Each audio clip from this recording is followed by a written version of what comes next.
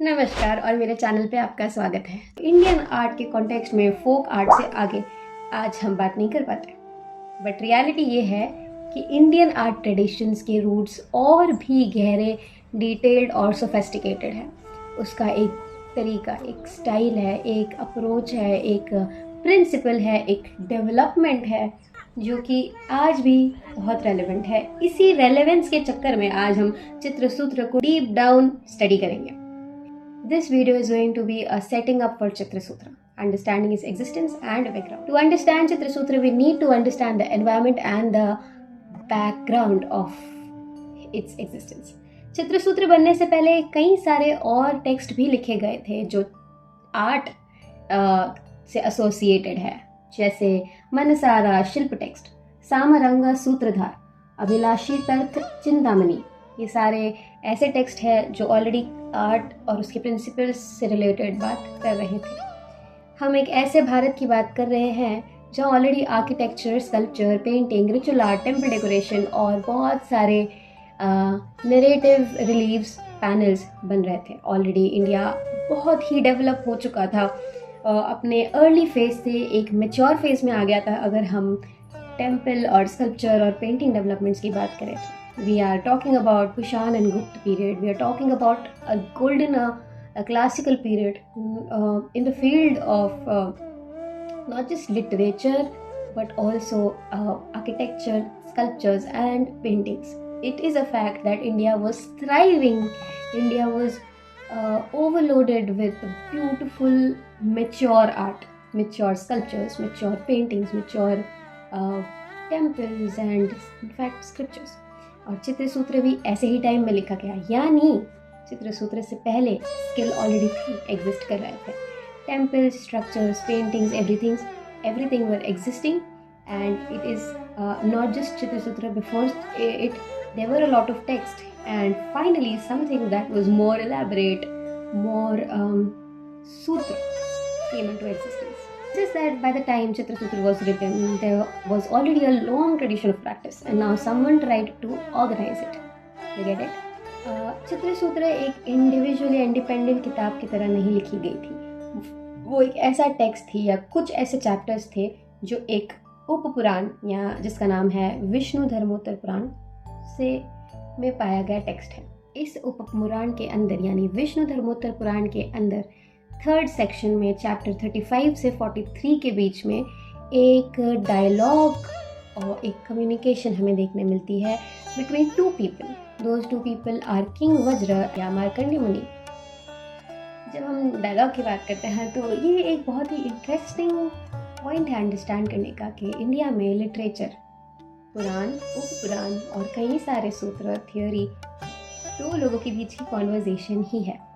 एक जो सुनता है, एक जो बोलता है, the speaker and the listener. Chitrasutra भी इसी तरीके से लिखा गया है। ये एक बस थियोरी बेस्ड बात करने मतलब लिखा हुआ एक थियोरी लिखी हुई किताब नहीं है, बट दो लोगों के बीच का संवाद है। मार्कंडेय मुनि जो चित्रसूत्र एक्सप्लेन करते हैं राजा वज्र को। चित्रसूत्र शुरू ही सवालों से होता है। राजा वज्र सवाल पूछते हैं, मुनि जवाब देते हैं, वो फिर सवाल पूछते हैं, वो फिर जवाब देते हैं। इसका क्लासिकल एग्जाम्पल अगर मैं आपको बताऊं सिंपली, तो गीता भी इसी तरीके से लिखी है। जीवन का सार समझाने के लिए बाइबल या कुरान की तरह या दूसरे टेक्स्ट की तरह सिंपली एक लेक्चर बुक नहीं है, but it is more like Arjun asking a question, Krishna giving the answer, Arjun again asking, seeking for knowledge and Krishna providing that knowledge. यानी ज्ञान भी उसी को मिलता है जो उसे पाना चाहता है, जो पूछता है, जो मांगता है। Curious people get the knowledge. That is the first principle of understanding our literature and traditions. Chitrasutra भी आस्किंग क्वेश्चन को और सीकिंग को इम्पोर्टेंस देता है, रेदर देन आज के कॉमन एरा में जिस तरीके से लेक्चर बेस्ड क्लासेस में there is a particular setup where students are sitting and the teacher is constantly giving knowledge. गुरु ज्ञान दे रहा है और आखिर में पूछता है किसी को कोई सवाल है। इसका बिल्कुल ही उल्टा हमारे टेक्स्ट में, हमारे पहले के एजुकेशन सिस्टम में रिचुअल रहा। पहले ज्ञान देने से पहले शिष्य पूछता था, ज्ञान मांगता था, और ज्ञान केवल और केवल मांगने पर ही मिलता था। जब मैंने चित्र सूत्र पढ़ना शुरू किया, मुझे लगा कि वही आँख, नाक, मुंह, होठ, बॉडी के प्रोपोर्शंस होंगे, पर्सपेक्टिव होगा, कलर मिक्सिंग की टेक्निक्स होंगी, किस तरीके से वॉल प्रिपेयर की जाती है, blah blah blah. But it was way far ahead than that. चित्र सूत्र खाली एक रूल बुक है, एक मैनुअल नहीं है इंडियन आर्ट या स्कल्पचर को समझने की, बट एक तरीका है इस दुनिया को देखने का। According to this text, painting is not just a decorative element, it is more than that. Painting is knowledge, painting is discipline, it is a sacred work, एक पवित्र कार्य। इस तरीके से पेंटिंग्स को डिस्क्राइब किया गया है इस टेक्स्ट में। बड़ा ही पोएटिक लगता है सुनने में, बट इट्स अ फैक्ट। एक पेंटर का कार्य बहुत आसान नहीं है, और एक पेंटर में कुछ क्वालिटीज होनी चाहिए। वो पर्टिकुलर क्वालिटीज है talent, practice, devotion and seriousness. ये एक सिंपल लाइन ही हमें ये बताती है कि चित्र सूत्र के ऑथर चित्र को लेके कितना ज़्यादा डेडिकेटेड और सीरियस थे, कि कला कितना ही इम्पोर्टेंट टॉपिक था उनके लिए, कि शुरू में ही उन्होंने ऐसी कुछ लाइन कह दी। A painting is described as something that gives धर्म, अर्थ, काम एंड मोक्ष। जैसे आज कला बहुत सारे पार्ट्स में डिवाइडेड है, like handicraft, fashion designing, textile, sculptures, painting, graphic designing, UI/UX development, digital art. पहले कला philosophy, the way of living के साथ जुड़ी थी, और इतना ही नहीं तो ह्यूमन डेवलपमेंट के साथ एसोसिएटेड थी। इस टेक्स्ट का टाइटल चित्र सूत्र रहा, चित्रकला नहीं। आखिर क्यों? इसका भी एक बहुत ही लॉजिकल और रेलेवेंट रीज़न है। सूत्र यानी छोटा, जो कि कंटेंस हो, एक सेंटेंस में एक पूरे मैसिव एक्सप्लेनेशन का सार हो, जिसे अंडरस्टैंड करने के लिए बहुत ज़्यादा एक्सप्लेनेशन की ज़रूरत ना हो, जो हर चीज़ का एसेंस अपने में रखता हो, उसी को हम सूत्र कहते हैं।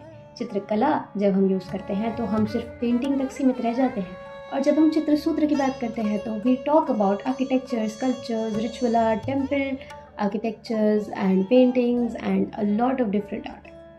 So it becomes more inclusive when we use the word sutra and not kala.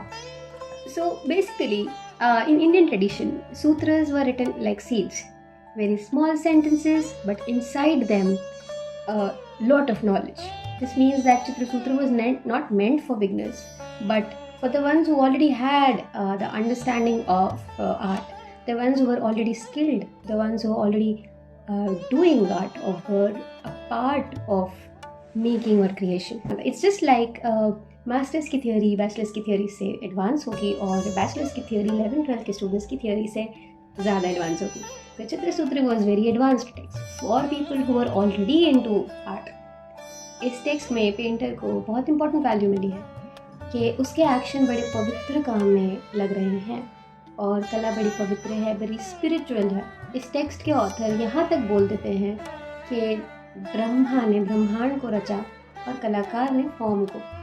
Brahma और कलाकार में ज़्यादा अंतर नहीं रहा कि ब्रह्मा रचयिता है, ब्रह्मा पहला कलाकार है, उसने विश्व को रचा, और एक चित्रकार एक फॉर्म को रचता है, एक आइडल या एक टेम्पल या एक किसी भी तरीके की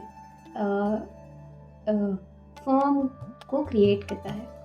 ये वैल्यू होना इज़ वेरी इम्पोर्टेंट, क्योंकि ये वही दुनिया है जहाँ वेस्ट में प्लेटो, एरिस्टोटल, वेस्टर्न फ़िलासफ़ी के, ग्रीक फ़िलासफ़ी के फ़िलासफ़र प्लेटो कहते हैं कि कलाकार तो एक कॉपी कैट है, जो भगवान ने हेवन की कॉपी इस पृथ्वी को बनाया, और पृथ्वी के एक पेड़ की कॉपी एक कलाकार ने बनाई, तो कलाकार ने तीसरी कॉपी बनाई है जो रियलिटी से 3 गुना पीछे चली जाती है.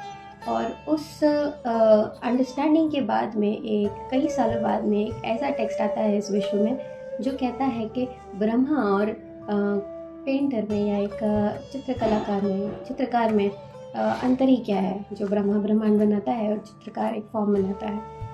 एक बहुत ही ओपन माइंडेड, एक बहुत ही ब्यूटीफुल अंडरस्टैंडिंग है कला की.